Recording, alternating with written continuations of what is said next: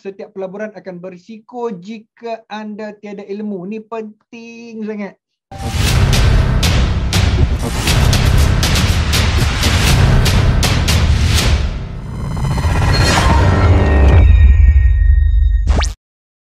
Tuan-tuan, pelabur emas berjaya adalah pelabur emas yang ada ilmu. Sebab setiap pelaburan akan berisiko jika anda tiada ilmu. Ni penting sangat. Penting. Okay. Ni buku dia. Robert Kiyosaki. So buku ni dah berusia 13 tahun tetapi ilmunya relevan sehingga hari ini. Kenapa penting untuk jadi pelabur emas berilmu? Sebab emas ini walaupun kita beli tanpa ilmu kita boleh untung, tetapi dia ada risiko. Ada apa tuan-tuan? Risiko. Kenapa berisiko? Apa-apa sahaja pelaburan yang ada turun naik harga, dia ada naik, dia ada turun, dia ada risiko. Sebagai contoh, Bitcoin. Orang kata, wah Bitcoin bagus, naik banyak. Bitcoin cryptocurrency. Tuan-tuan, Bitcoin jatuh 50%. Tuan-tuan, Bitcoin jatuh 50%. Jadi kalau tuan-tuan terbeli di puncak 60,000 menuju puncak 60,000, lepas tu harga dia jatuh 30,000 US dollar, takkan menangis tuan-tuan. Sebab apa? Sebab benda ataupun instrumen yang ada turun naik, dia ada risiko di mana tuan-tuan mungkin tersalah beli. Sebagai contoh, orang lain beli, harga makin naik, aku beli, harga turun lah contoh. Lepas tu tuan-tuan mencarut.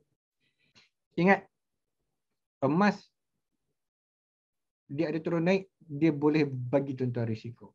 So, nak mengurangkan risiko with knowledge.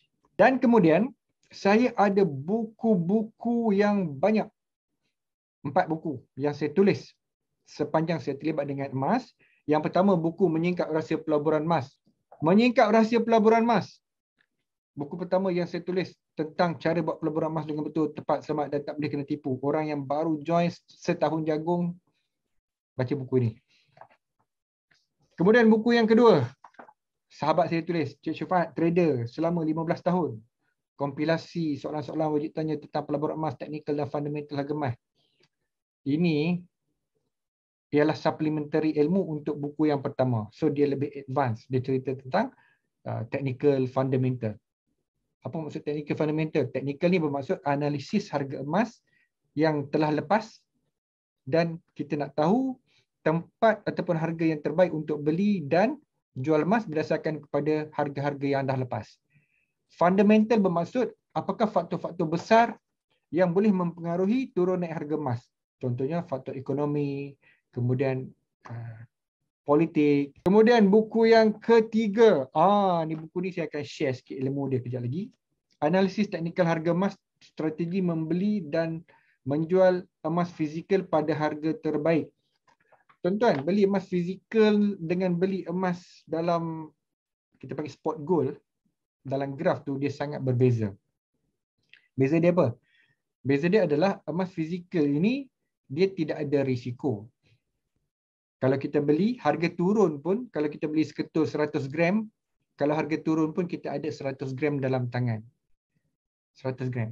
Tetapi, kalau kita beli emas dalam MetaTrader, spot gold trading, first dia tak ada gold. Yang keduanya, kalau harga jatuh, dia boleh wipe out semua tuan-tuan punya modal, tuan-tuan punya margin, you can lost 100%. Okay. So, kita gunakan analisis teknikal untuk beli fizikal.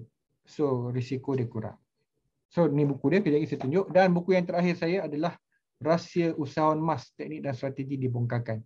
Buku ini saya tulis setelah saya 10 tahun buat bisnes PG.